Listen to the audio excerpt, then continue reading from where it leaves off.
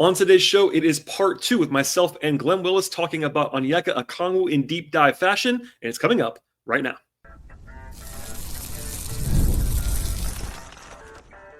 You are Locked On Hawks, your daily Atlanta Hawks podcast, part of the Locked On Podcast Network. Your team every day. Hello, friends. Welcome back to the Locked On Hawks podcast. I am your host, Brad Rowland, coming to you here in mid-August. Today's podcast is brought to you by the folks at Gametime. Download the Gametime app, create an account, and use code LOCKEDONNBA for $20 off your first purchase. Terms apply. I also want to encourage you at the top of the show, as I always do, to make Locked On Hawks your first listen each and every day. Check us out and subscribe to the show anywhere you find your podcast. And, of course, crucially, tell your friends and your colleagues and family about the show as well. This is actually going to be part 2 of 2 with myself and Glen Willis talking about Onyeka Okongwu. So if you missed part 1, I strongly encourage you to begin with part 1. It should be available in this same podcast feed, whether it be Apple or Spotify or YouTube, etc. Start there. When you're done with part 1, come back to part 2, and we'll dive right back in now with myself and Glen talking about Onyeka Okongwu. We'll get to some role stuff as well, probably at the end of this. More Porzingis, I'm sure. But I want to talk about defense because it's the area, I don't know if it's more controversial, but when we joke about size, it's the area that I always hear, oh, well, he's just too small to deal with so-and-so, or he can't protect the rim. He can't do this. He can't do this. He can't do this. And look, last year, by a lot of the advanced metrics, Bobby, I think he is a better offensive player than defensive player at this point. Is that fair, Glenn? Do you agree with me on that? Yeah, that part of his game is more advanced. Yes. What we'll get into is I think the roster context going into this next season is going to set him up to be more functional, and my word is optimized on defense in a way that did not exist last year. Now, does that mean he's going to be an awesome defensive player? No, but I think the roster and lineup construction is going to let him lean into a significantly more optimized role next year. Well, yeah, let's get into that, because I mean, again, so we talked about this on offense too. Part of his appeal is the versatility he has. That also says the defense. Like, part of the idea of Onyeka is that you don't want him to be a straight drop big. Like, you're not going to play him the way you would play Walker Kessler. Like, they're very different players. Okongwu will get on the floor. Like, he's a good athlete. He reads the game well, all those things. The scheme versatility, the questions there. So when you say, like, optimized more, I think I know what you mean, but just I'll open the floor up to you. What do you mean by that as far as like maximizing him? Because there are questions like his rim protection numbers, for instance, were not great last year, etc. What do you mean when you say that? Yeah, so I do think like leaning on him to be your primary source of rim protection is a bad formula, right? It's not a terrible formula, but it's not really how you set yourself up for success. So for me, number one, Porzingis is weak side rim protection. Jalen's weak side rim protection. Mogay's weak side rim protection. Let you get him out in space, impacting the play. You know, he has good lateral athleticism. Can get to the level of the screen, can hedge, can trap, all that sort of stuff. Where last year you're like, oh, we got David Roddy, low man, like, oh, we're getting killed. Or I hate to always pick on him because I actually respect. I've got some numbers on that later, but yeah, basically when Okongwu played with anyone other than Roddy or George Niang, who I enjoy deeply, the numbers were way better, which makes sense. Yeah, right. And so for me, even Dyson as low man, like Dyson has the ability to come in and impact the rim better even with LeVert, like not the athlete he was when he was 25 years old, but still a smart defender, knows how to impact the roller, all that sort of stuff. So just having multiple sources of weak side rim protection lets you put Onyeka into a defensive construct that lets him switch 1 through 5 if that's what you want to do, to hard hedge, trap, get to the level, recover, all that sort of stuff, which he's great at. And the thing that jumped out at me, say, come late February, that was completely different than I'd ever seen him play defense is that he started when he had a ball handler in front of him. If that ball handler put that ball on the floor in front of him, he was attacking the ball, right? He was looking to take the ball away from that ball handler, and that was something he'd never done before. And so I feel like once Clint was kind of like, okay, Clint's on the shelf, they're like, okay, let's steer our defensive kind of construct, even though they were not optimized before at all, power forward at all, not even close. They were still like, okay, let's build Onyeka the defender that we want him to be, that we think he'll be next season, and let him lean into where his more natural strengths are, defending in space, defending the ball, switching on. You don't want him on the best point guards in the league, but just fine on an average wing, slightly above average wing, whatever it might be. And so for me, it just all starts with all that other source of weak side rim protection lets you not have to anchor him to the paint and to the rim where he has less value in my view. Yeah, and I'm glad you said it that way, because the simple version is not putting him in a role that's not suited to him. Like, not treating him like he's a 7-footer, not treating him like he's a traditional drop center. And not that Clint's a 7-footer either. We've been over that forever, but Clint was much more of a traditional defensive center as far as how he operated than Onyeka is ever going to be. And you mentioned it, I actually had this pulled. His block rate went down last year, but his steal rate went way up. And I think part of that was what you just said. Like, he was much more aggressive going for the ball in different situations and not trying to be a shot blocker as much. Like, he has the ability to block some shots. No one's saying otherwise. But if you're not trying to be that, only rim protection, also his foul rate went way down. I think basically some of his scheme, some of it is that he has traded some of he always had a lot of foul issues early in his career, honestly. He's traded some of that for less blocks. And that actually was the right choice, it seems like to me, because when you're not playing 20 minutes a game, you can't afford to be in foul trouble. Like, there were many times if Clint was out, it's like, okay, Onyeka, you cannot get in foul trouble tonight. And I'm sure that was the messaging, honestly, from the coaching staff. It's like, we cannot afford for you to be playing 20 minutes tonight when our backup center is Don Barlow. God bless him. So anyway, I had that pulled anyway, but when you said that, I'm like, oh yeah, I had that somewhere. His steal rate like rocketed up. His steal rate was actually, he averaged like 1.6 steals per 100 possessions last year. It was 0.9 the previous year. So it almost doubled. Like, that's probably purposeful, I would say, going after the ball situation, be more aggressive and not just like dropping back and trying to look. We can be real. There are times when being 6'8" is limiting, and because you don't want to play him as a drop center. Like, we both appreciate what he can do defensively. I think there's this, for whatever school of thought, that he's like some bad defender. He's really not. Like, that's not a thing. But if you put him in a bad spot, if you ask him to be Rudy Gobert, he's not going to be Rudy Gobert. That's not going to happen. For sure. And if you ask him to deal with Jokic, like nobody can deal with Jokic by themselves. I mean, except correct. Maybe Yes. maybe Zubac and one other guy, right, can maybe kind of do that. And I understand that's why part of me thinks, like, I wonder if they are going to add a center with that other spot. You and I talked about that. Yeah. To take a little bit of load off of him and stuff. But for me, I think he is great in space, and he's really good at the level of the screen, and his recovery is great. But for me, it's like, again, we talked about the Capella offensive template. He was kind of buried in the Capella defensive template for like 3 or 4 years, and had trying to do kind of the things that Clint excelled at, which is blocking shots and rebounding. Like, Clint has made a ton of money in his career doing those two things and finishing at the rim until last season, but for me, it's like I enjoyed down the stretch of last season freeing up Onyeka defensively to do the things he's best at, and I'm excited for Onyeka to see more of that this coming season. This show is brought to you by FanDuel Sportsbook, and August 26th is officially FanDuel Futures Day. It's a brand new holiday for football fans who live for bold predictions and preseason hunches. For just 24 hours, FanDuel is giving you deals on NFL season predictions. So whether you're calling your MVP award winner, eyeing a long shot division champion, or just ready to crown your Super Bowl champion before week 1 even kicks off, this is your moment with FanDuel. And for example, you take a flyer right now on the MVP race in the NFL. I'm looking at the board personally, and I'm actually looking a little bit at Joe Burrow as an interesting value at plus 600 or higher to win his first MVP award with Cincinnati. Also, you can go with longer odds on young quarterbacks, perhaps, like Michael Penix or Drake May or even Trevor Lawrence. If you want someone to go maybe crazy this year, break out and provide that long shot value. Also, you can crown your champion right now in August. I think the Chiefs are always good value at plus 800. They might not win it, but with Mahomes there, they're always in the mix. Baltimore is appealing as well. If you want to go crazy on the Falcons, they are plus 6,500 right now at FanDuel. Or you can even parlay your favorite division winners together. And honestly, if a dark horse is even better, if you're a Falcons fan like I am, you might have your eyes on the NFC South as always. And they have a real chance this year. Plus, if you want to go a little bit crazier, the Jags and the AFC South at plus 300 is pretty appetizing as well. Visit the FanDuel app today and start playing your future bets right now, because Futures Day is one day and one day only. FanDuel, play your game.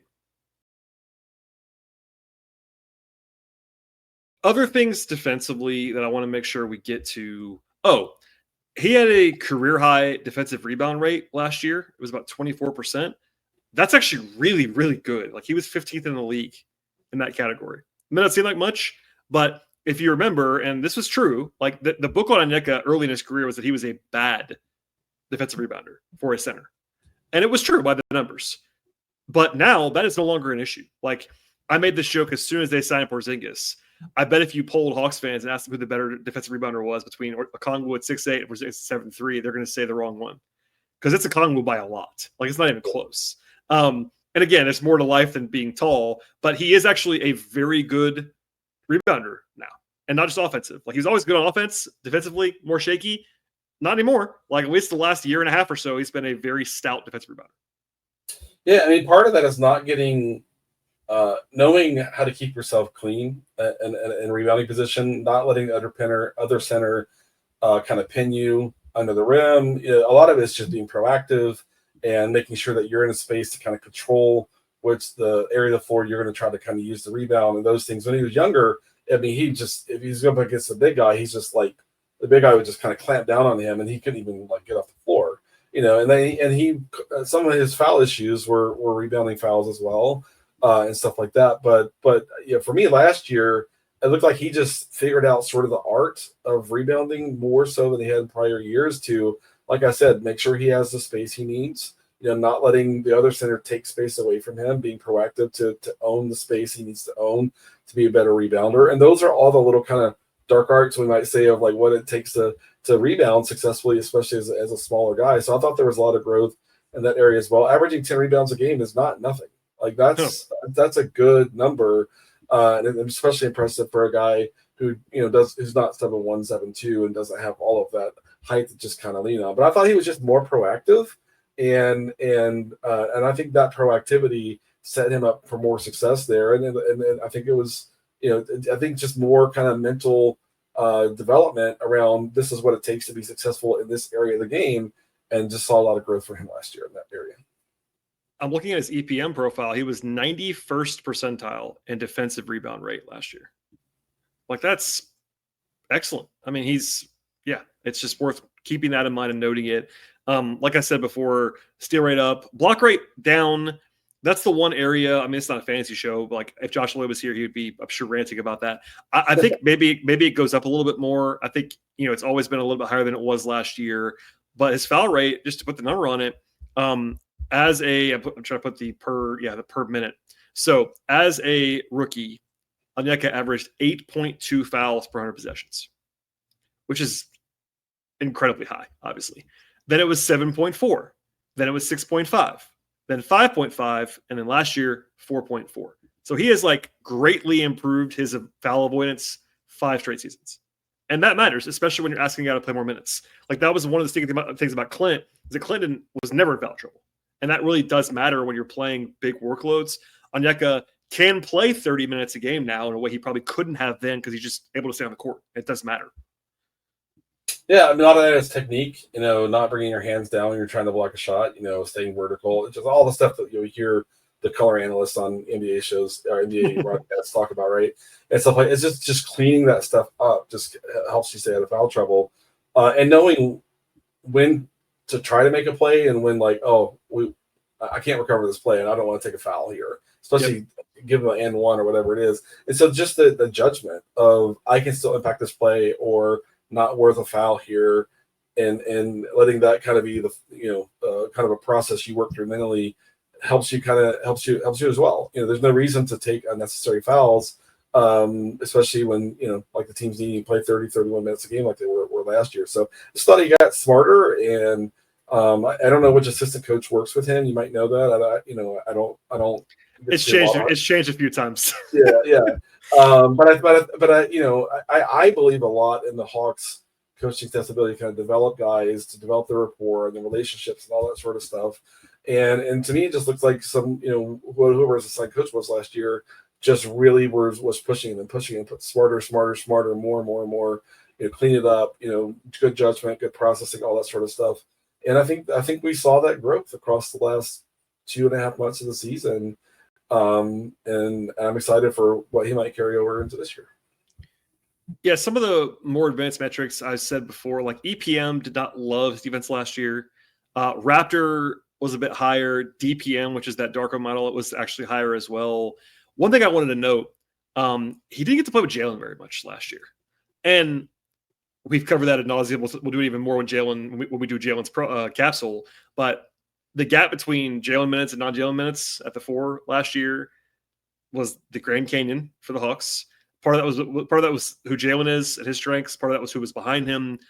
In particular, defensively, their options, not to single them out, but again, Roddy, even Niang, who was better than Roddy for sure. But the numbers when Okongwu was playing with one of those guys, not great defensively. When he was playing with a real 4, and by that I mean Jalen or even Mo on defense, the Okongwu Mo Gay numbers on offense were pretty gross, as most of the Mo Gay numbers were on offense, but their defensive numbers were great. So my general working theory is that if Okongwu is paired with a quality defending power forward, you are in good shape defensively. What you don't want to do with him is give yourself an undersized or a physically lacking 4. And the good thing for the Hawks is they don't really have that kind of archetype this year. Like they have this on the roster, even like who's that guy? I guess maybe it'd be Ricochet if they try to play Ricochet at the 4 would be the only way that they can have that kind of profile, like an undersized, under physical 4. For me, you're basically playing him with Jalen or Mo or Porzingis, maybe Asa Newell at some point, but Asa Newell is a big 4 in the NBA, so like some of that downside is probably mitigated a little bit defensively. Yeah, for sure. And I don't know why the international guys are good, but like Ricochet tap rebounds, like tapping the ball to a teammate. I can't get the rebound, but I can tap it to to Trey over there or whatever it is. And Dyson does a lot of that too. When he can't get to Dyson's a good rebounder for a guard, And but even when he can only kind of get to a tap, he uses that tap. And every little bit of effort the 5-man unit brings to the defensive rebounding matters so much. I mean, I know NBA coaches like obsess around we have to rebound, we have to rebound, we have to rebound, we have to rebound. You got to. Yeah.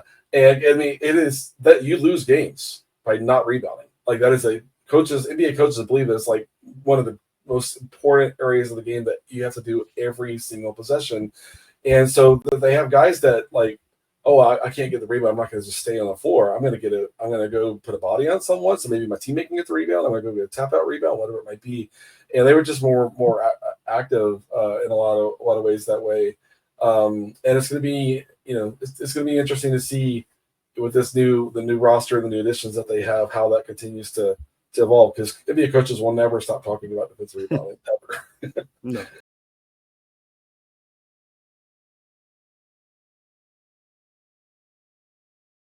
A few things that are like more big picture, but also kind of pull it all together. One of them is we've talked around it, but the old Porzingis factor on both ends of the floor. We're not going to do, unless you want to, the who's going to start at center thing. I don't really care about that as much. But I do think that's interesting that for the first time, a lot of people are projecting, and this includes me. Now, the Hawks haven't really said this, just to keep that in mind. But that he'll play some minutes at the 4. And look, there were times out of desperation that they tried Onyeka and Clint together. But it was just, as I said, out of desperation. It was never a primary look they wanted to do. It was when they had injuries or whatever they had to. I've said this many times, but if you're new to the podcast, Onyeka Okongwu has never been a power forward in his entire life. I know there's a school of thought that he should be one because he's 6'8". He is a center. He's always been a center. And he's always been a center at every level, high school, college, NBA. I think it's like 98% of his minutes in the NBA have been center. Like it's literally that high. But this is the first time in his career, like he actually might play the 4 some. And it's because of the fact that, as we talked about, his own versatility and the fact that Porzingis is a guy who can shoot from 35 feet away and on offense. And then Okongwu, quite frankly, can defend a lot of force. Like, honestly, if you polled non-Hawks fans, maybe even Hawks fans, like what Onyeka is known for defensively, it's probably like defending Giannis.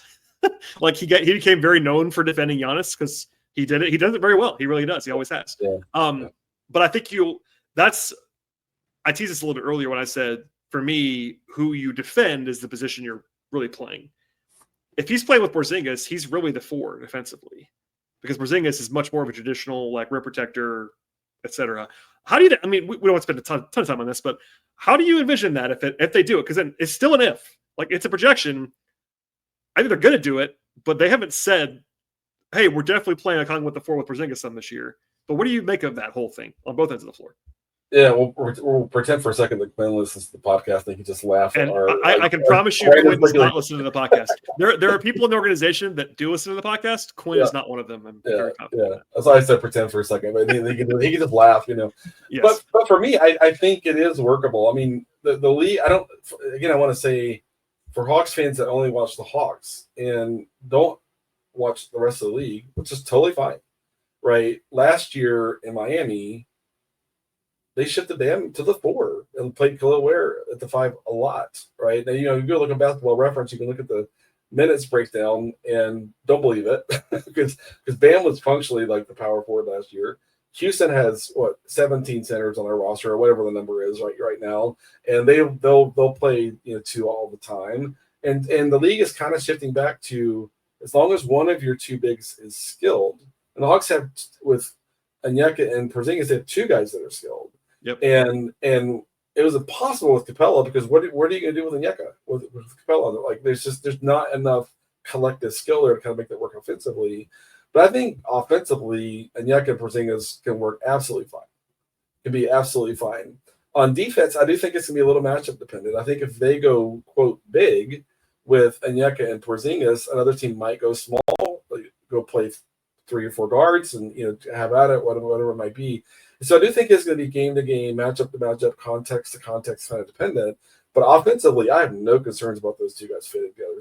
Zero at all, right? Defensively, it is going to be what do we want? Like, because you don't want Porzingis at the level of the screen anymore. You don't want Porzingis in space. No. You want to keep him back line. You want to keep him weak side corner, all that sort of stuff. And I think you don't want a ton of wear and tear on him either.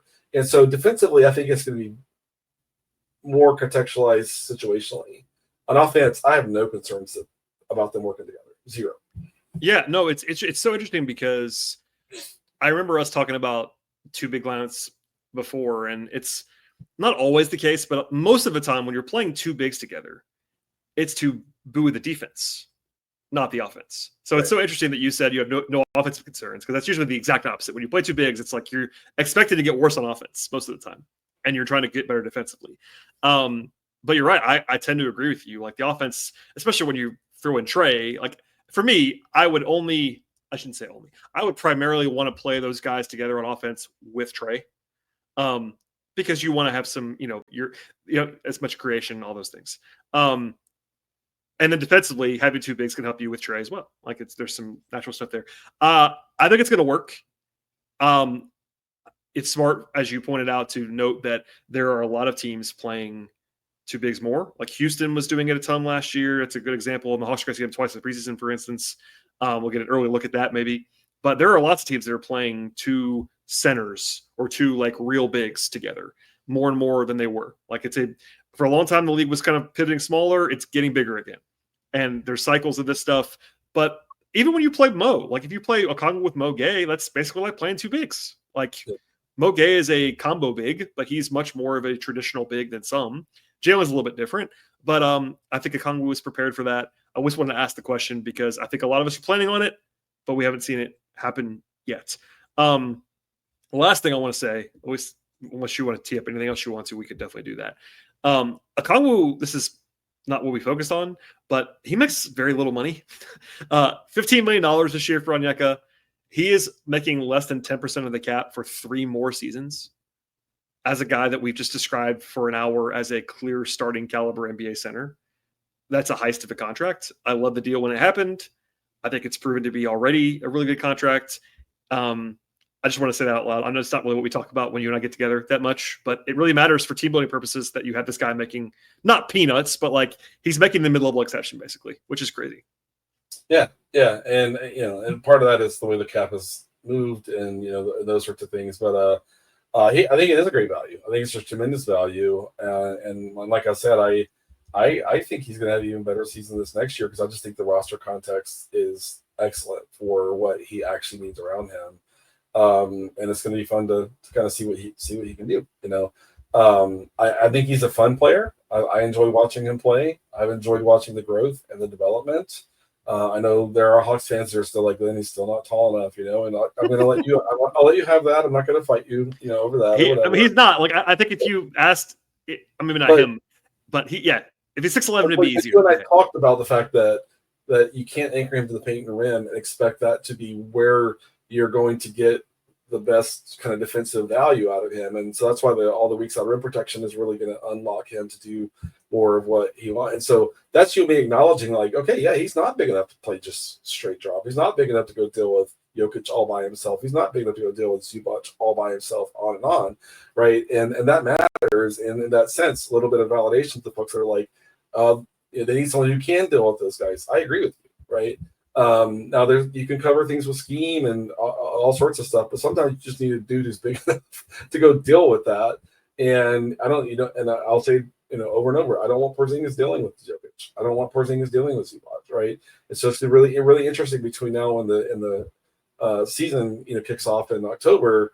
Like, are they done? Are they adding? Are they going to find, what are they going to do? It's going to be interesting to see that. I know there was I don't know how reliable the reporting is that the Hawks are waiting to announce the Caleb Houston contract because they're working on something. I was like, is that real? Is that not real? I have no clue. None at all. But everybody gets decided like, oh, John is, or it's either Giannis or Al Horford. No one in between. It's just one of those two things for sure. No, I'm kidding. Yeah. And of course, we know what Golden State's doing. They're just waiting on the Kuminga situation to play out, right? And then everything else is going to stack. We know what's going on in Golden State. But for me, it's, I think he took a big step forward last year. I think the Hawks coaching staff halfway through the season started really pushing him into his strengths. And I think he looked more and more confident as the season, even though the Hawks, had trouble winning games down the stretch and, all that sort of stuff. I thought individually he just was building more and more and more confidence. And I think that's going to be apparent coming into this season. And I think the Hawks and Hawks fans should be excited for that. Yeah, I'm intrigued as well. And, to bring it full circle, I don't know if he's going to do exactly what he did in the last half of last season. Like, I generally don't want to project the best half season of his guy's career to be repeated or improved on. But also, like, I think it was pretty real. Everything we just talked about, I think it all kind of makes sense. And he's probably going to play less than he did as long as Porzingis is playing. But look, we've talked about it. We'll talk about it again. Porzingis is not going to play every game. Like, there's going to be plenty of nights when Okongwu was the guy in capital letters at center, and we'll see what that looks like versus when Porzingis is playing. But all the scheme stuff, all of the way they built the roster, I think the roster in general makes more sense. But for Okongwu, if I'm him, I'm thrilled with the way this is all going. I know that they brought in a center, so that might seem counterintuitive. But I've been saying for years they were not just going to punt backup center. Like, regardless, did I think they were going to get Porzingis? No, I thought it was going to be somebody lesser than that. But like, because he can play with Porzingis, I wouldn't worry about, if I'm his agent, if I'm him, I'm not worried. But he's going to suddenly play 20 minutes. Like, he's going to play plenty, and he'll be good, and gives him opportunities and all of that. So I'm excited about him as well. Interesting guy, and look, he's still pretty young.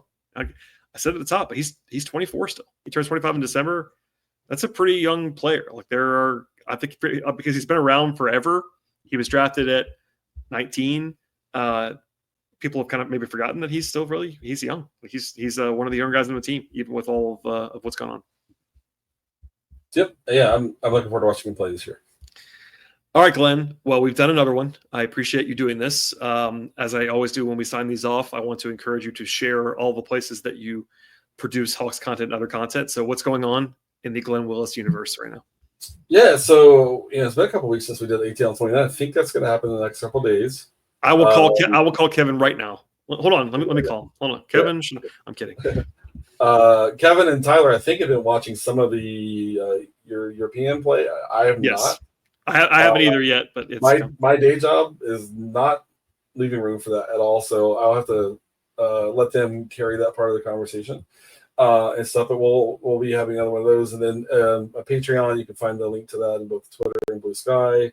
I put out a video on Onyeka. I put out a video on Alexander Walker. I think the next one up, the next day or two, will be Risha Shea And I'm going to do some Kennard and Porzingis as well and stuff like that. But between now and say, I don't know, early October, it's going to be kind of video breakdowns that are coming along, and they will come at the pace that the day job kind of allows to happen. But appreciate those that are supporting me over there. And if you feel like Glenn, I can't do $3 a month, but that everything I produce eventually gets to everybody.